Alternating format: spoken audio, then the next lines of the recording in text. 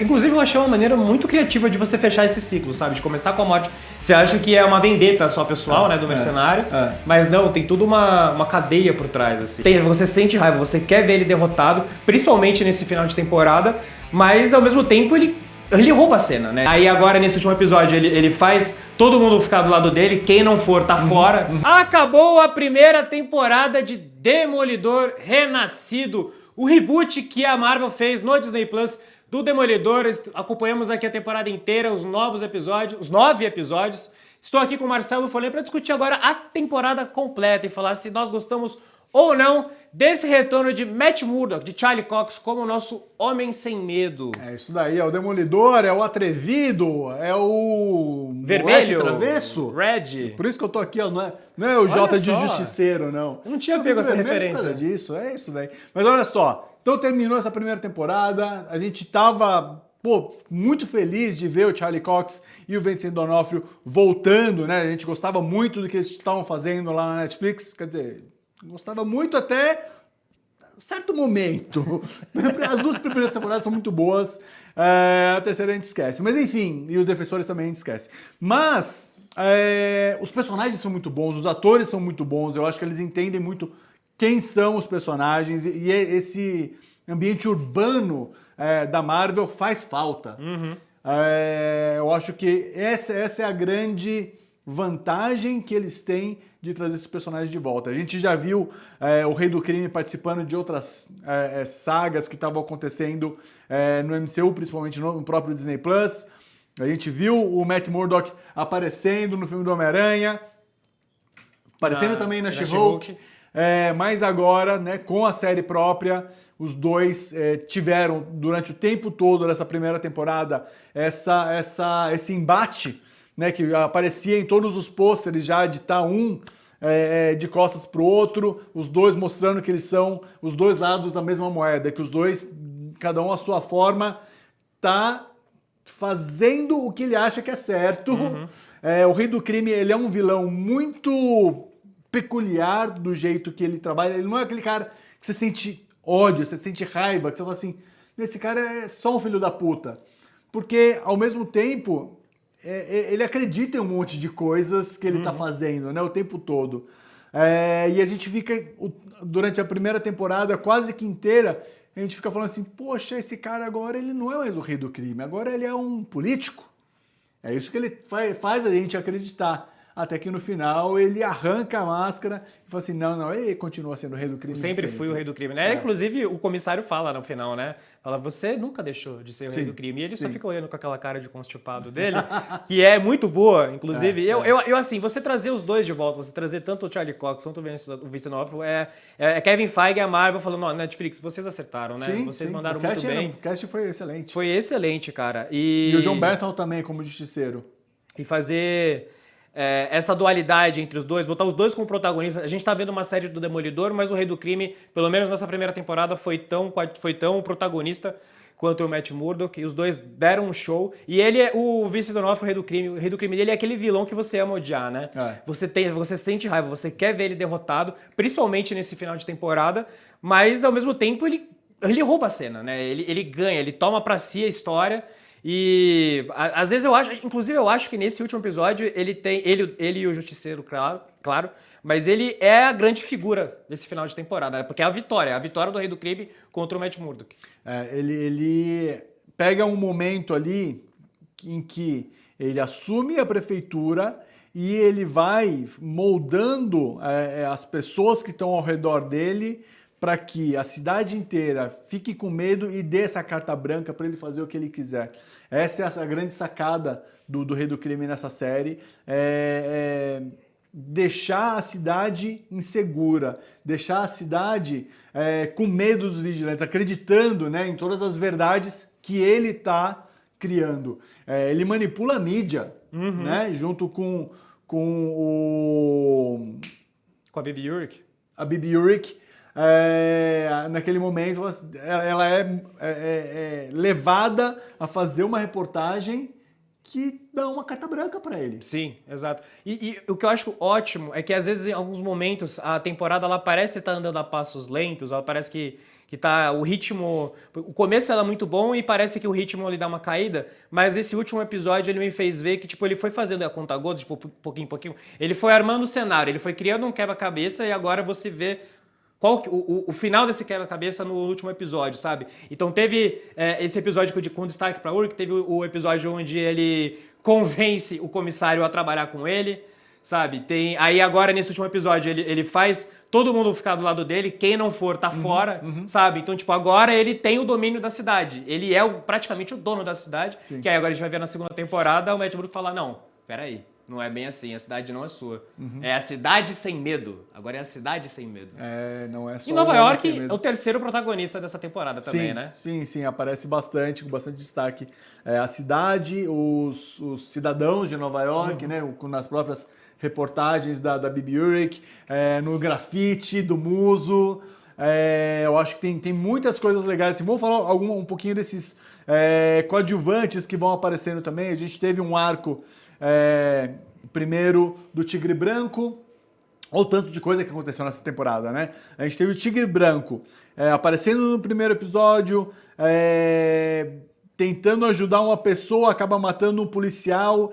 Ele vai para julgamento por causa disso e acaba sendo morto depois, porque daí a gente descobre que ele estava investigando outras coisas, outras mortes, outros sumiços. A gente tem o Muso, que é um serial killer. A gente tem tudo acontecendo com o próprio Matt Murdock, que estava afastando o Demolidor de si, principalmente depois da morte do Fog, no primeiro episódio, ainda logo no começo do primeiro episódio, que começa, né, com o Poindexter, o mercenário aparecendo, fazendo um puta do estrago lá no Josie's. E ele joga o mercenário lá de cima. Eu achava que o mercenário tinha morrido. Com a intenção de matar, né? Que é o grande. O que final, difere ele do justiceiro, dos outros, é que ele não quer. Ele não quer matar e ele joga pra matar mesmo, né? Então, eu acho que talvez ele consegue voltar a ser o Demolidor porque ele vê que o mercenário não morreu também, né? Eu acho que ele não cruzou a linha que ele nunca quis cruzar. Então, lógico que outras coisas acontecem, que volta ele vestir o uniforme, mas ele fala, não, eu ainda sou o Demolidor, a cidade ainda precisa de mim. Sim, ele fica do primeiro, ele vai voltar a ser Demolidor só no episódio 7. É bastante coisa, cara. Nossa, eu não lembrava mais. Porque é quando ele coloca, de novo, na hora que ele vai perseguir o Muso, depois que o Muso tinha quase matado a menina lá. Sim, é verdade. Então, porque assim, o quinto termina com ele treinando só, né? Ele treinando, é verdade. Então, assim, tem um monte de coisa que acontece. O próprio Rei do Crime também se mostrando como Rei do Crime lá no final. A gente achava o que está acontecendo aqui com a Vanessa e tal. Porém, ele deixa o ex-namorado da Vanessa ali de leve, num calabouçozinho, sofrendo um pouquinho e tal. Quem nunca, né? Ficou com ciúmes e prendeu o ex Ex-bom, ex-morto, né? Então, ele tá lá.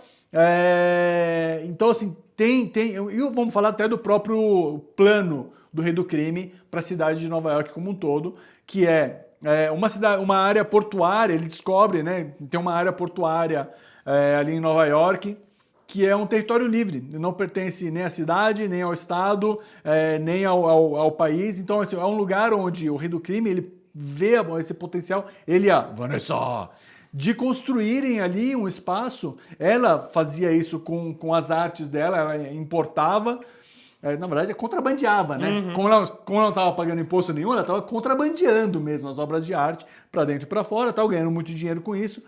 E ele fala, eu vi que você estava fazendo, você estava fazendo milhões, só que eu sou prefeito agora, a gente consegue fazer bilhões, com B de bola. Então, ele tem o poder, nesse momento, de transformar esse pedaço, esse porto ali, com a ajuda da grana de outras pessoas que veem também esse potencial todo, de fazer uma cidade-estado ali. Uma Rei do Crimeolândia, entendeu? Tipo, cara, o negócio que ele tá fazendo isso um pouco com Nova York, já transformando a cidade usando as leis que ele quer, mas nesse porto especificamente é um lugar que ele pode realmente criar uma cidade-estado. E é isso que faz o Fog ser morto. O Fog, ele vai usar ele descobre que é um espaço livre, e ele estava defendendo uma pessoa que tinha sido estava sendo julgado por ter cometido um crime ali. Ele falou assim, não, ele não pode ser julgado pelo Estado americano aqui porque esse porto não faz parte do Estado. Então o Estado não pode gerir, não pode fazer nenhum julgamento ali. E só o fato dele descobrir que ali é terra de ninguém, a Vanessa já mata ele, porque não quer que ninguém descubra isso, Exato. né? Inclusive, eu achei uma maneira muito criativa de você fechar esse ciclo, sabe? De começar com a morte. Você acha que é uma vendetta só pessoal, né? Do mercenário. Mas não, tem toda uma cadeia por trás, assim. Eu acho que fica muito interessante isso na história. A gente chegou a falar, a criticar aqui em algum momento o lance do Muso, do Muso e do Rei do Crime serem tratados pela Heather, né? Tipo, é a única psiquiatra que existe em Nova York inteira, né? Pela comodidade toda de ser essa pessoa, essa personagem, mas esse arco maior do Porto é legal. Sim, é muito ele legal. Não é, ele é bem trabalhado durante a temporada inteira. E o envolvimento da Vanessa reforça ainda mais a posição dela nessa primeira temporada, né? Porque pra mim parecia muito que ela tava ali só pra, não sei... Só pra ele falar, Vanessa! E, sei lá, dar um peso emocional porque ele faz ou deixa de fazer, pra dele ser o Wilson Fisk, o rei do crime, agora eu sou o prefeito, eu não sou mais... Não, tipo, ela... os dois ainda estão envolvidos com tudo que eles faziam. E assim, eu acho que ele sai com o tamanho... Ele já era o rei do crime do submundo, agora ele sai com o tamanho do... Pô, o cara é prefeito da cidade, talvez a cidade mais importante dos Estados Unidos. Sim, sim. Sabe? Então ele sai com um ar muito de, pô, eu sou o fodão, sabe? Eu sou o grande, the bad guy mesmo daqui. Eu acho que... Por isso que eu tô muito empolgado pra essa segunda temporada e saber o que eles estão preparando, porque a gente já pode esperar retornos, né, no plural mesmo, já que ele fala que ele precisa de um exército, e você não vai conseguir combater o rei do crime só com meia dúzia de policial, né? Sim, e o Cherry. Sim. O Cherry tá aposentado já, né? Porra, então. A gente a festa lá no Joe's é justamente a aposentadoria dele. Então, exato. E a gente inclusive já deu no Omelete que cenas, a gente falou isso em alguns dos vídeos atrás, que aparece uma cena deles gravando no set e o Cherry apanhando da força... da Antitask do Wilson Fisk. Ele aparece apanhando, a gente não sabe se ele vai morrer ou não. Não é spoiler, tá? Se ele vai morrer ou não. Então, já que o Cherry vai estar machucado, a gente vai precisar de mais gente, né? E aí, quem será que nós vamos ver nessa segunda temporada? Pois é. O Demolidor, a gente sabe também que vai ter um especial próprio dele, né? Então, John Bernthal volta. O Justiceiro volta com o especial dele. Eu acho que ele deve estar também nessa segunda temporada. Tem essa ideia de ter os defensores participando ou não. Será que a gente vai ter Luke Cage? Será que a gente vai ter Punho de Ferro? Vai ter Jessica Jones voltando também? Eu acho que tem muitos fãs aí das séries da Netflix que gostariam de ver essa galera voltando. Os próprios atores já falaram que topariam, né? Sim. Aí ninguém vai falar que não quer. Né? Lógico que não. Pô, todo mundo tem boleto para pagar. Agora, uma coisa que a gente discutiu bastante aqui também era... E o resto dos heróis de Nova York? Cadê? É tanta gente, né? Cadê o moleque que se veste de aranha e fica pulando de prédio em prédio, né? Cadê? Foi citado no primeiro episódio e... nunca mais. Foi lá, foi defendido pelo Matt Murdock, inclusive. Defendido. Né? Jogaram o tijolo nele e pegou aqui, ó. Mas o Matt Murdock também não lembra mais dele, né? Ele não lembra... Ele não lembra do Peter, mas do Homem-Aranha ele lembra, né? Quem foi esquecido é que o Peter é o Homem-Aranha. Certo? Não que o Homem-Aranha existe. Não, que o Homem-Aranha existe, não. Eles reconhecem a existência do Homem-Aranha. Mas pro Matt Murdock é fácil fazer 1 mais 1, né? Porque ele tem o radar dele lá, ouve o batimento cardíaco. Não, sim. Quando eles se encontrarem de novo, ele logo vai descobrir que é o Peter Parker, né? Isso. Mas eu acho que... Como a gente até brincou falando que o cachê do Tom Holland é maior, então talvez fica mais difícil. Eu acho que uma ceninha assim ou outra pode ser que ele apareça. Mas com certeza acho que a gente pode contar com a participação dos defensores. Eu acho que assim, a chance disso acontecer é baixíssima. 90% que isso não vai acontecer. Mais fácil o Demolidor aparecer no filme do Homem-Aranha, né? Muito mais, como já apareceu. De novo, no caso. Mas a esperança é a última que morre ali. Mas depende do Justiceiro, porque o Justiceiro mata sem medo. Mas, Marcelo Forlani, a gente já falou aqui bastante dessa temporada, a gente destrinchou tudo o que aconteceu em cada episódio. O que você achou no final? Quantos ovos você dá para essa primeira temporada de Demolidor Renascido? Vamos lá, a gente tem, como eu estava falando, né, a gente tem personagens novos aparecendo. Eu gosto, O Buck, se ele aparecer em outros episódios, eu não lembro, em outras séries, eu não lembro. Eu acho que é um personagem novo que aparece ali, tipo, é um braço direito bem armado do Wilson Fisk. Gosto bastante dele. Eu gosto da Bibi Yurik. Ela traz ali todo o legado do tio dela, que Deus o tenha, grande Ben Urich, trazendo, né, uma visão urbana de Nova York, youtuber, de um jeito bem legal, mostrando o que está acontecendo ali pela visão mesmo de uma repórter independente. Bem legal, gosto muito do Daniel Blake, interpretado pelo Michael Gandolfini, filho do James Gandolfini. Para mim é um dos grandes acertos dessa série. Inclusive, eu acho que esse moleque tem muito futuro como ator, cara. Ele tem um quê de pinguim ali. Eu acho que ele muito. E ele evoluiu muito. Ele aparece em Licorice Pizza, né? É um dos poucos trabalhos que ele fez até aqui. Eu acho que esse é o principal destaque. Eu gostaria de ver mais dele e da Bibi Rick na segunda temporada. E os dois estão bem ligados, né? Exato. Tipo, o tempo todo ali. Eles têm isso daí. Eu acho legal, eu tinha um probleminha ali, principalmente com a Karen Page, nas séries da Netflix. Eu achava ela meio chata, de estar o tempo todo. Ela era um grande problema para séries da Netflix, assim, que o Demolidor tinha que correr atrás para ficar salvando a Karen Page. O lance dela ter se separado, indo para São Francisco, logo no começo, depois que o Fogg morre e tal, eu acho que isso fez um bem danado para a série e para o Matt. O reencontro deles, falei assim, pô, que legal, a Karen voltou. Fiquei feliz de vê-la de volta nesse novo momento, digamos. Gosto muito do John Barton, né, do Justiceiro. Eu queria ter visto mais dessa interação dos dois, do Justiceiro com o Demolidor. Assim, em geral, eu acho a série boa. Eu não gosto de tudo, eu acho ela muito altos e baixos, uma montanha russa ali de emoções. Eu fico entre 3 e 4. Vamos 4 pelo final, que a gente elogiou bastante aqui. A gente acabou de gravar também o final, o episódio 9, né? Explicando ali tudo o que aconteceu. Pela esperança do que vai ser nessa segunda temporada, eu vou deixar 4 ovinhos aqui na mesa.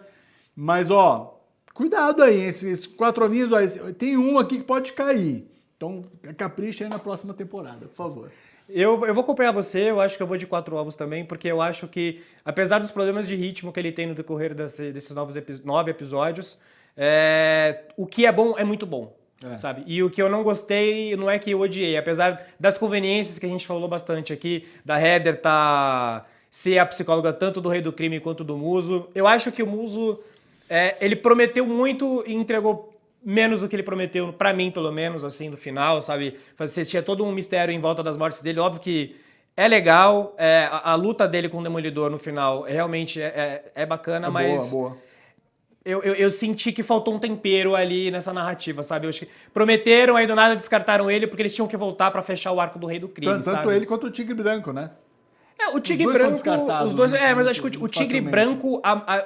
Ele ser descartado faz muito parte desse arco maior da temporada, né? Que a gente fala assim, ele se fecha. Começa com a morte do Fogg, aí você tem o Tigre Branco. Ele é muito importante também, não só para essa construção da força-tarefa do Fisk, mas pro Demolidor recuperar a identidade dele como herói, sabe? Então, ele vê o Tigre Branco quase sendo preso pro resto da vida, por ser um vigilante, morrendo por causa disso, ele fala, não, peraí, alguém precisa fazer alguma coisa, sabe? Então, e eu eu daria 5 ovos só pra esse último episódio. Eu queria mais o Justiceiro, infelizmente. É uma série do Demolidor, então é óbvio que ele não pode roubar a cena o tempo inteiro, mas o pouquinho do Justiceiro que a gente teve nesse último episódio já valeu pelos 9, sabe? Então, eu acho que acaba salvando. Então, os pontos altos são muito maiores que os pontos negativos, então 4 ovos, tá bom, é honesto. Tá muito bem entregue esses ovos aí pro Demolidor. Mas, tamo de olho, hein? Tamo de olho, capricha aí, hein? Na próxima temporada, que com certeza a gente vai estar acompanhando aqui. Agora, comenta aí embaixo o que você achou dessa temporada de Demolidor, essa volta do Demolidor aí pras telas agora nas mãos aí da Disney Plus, e também embaixo do MCU, né? É o Kevin Feige que está comandando ali agora. O que você achou desse retorno aí do personagem para as telinhas? Comenta aí embaixo e, lógico, acompanha a gente no omelete.com.br, porque todas as novidades que saírem vão direto lá para o site e vem aqui para o nosso YouTube também, porque a gente está acompanhando, a gente está de olho na Cidade Sem Medo.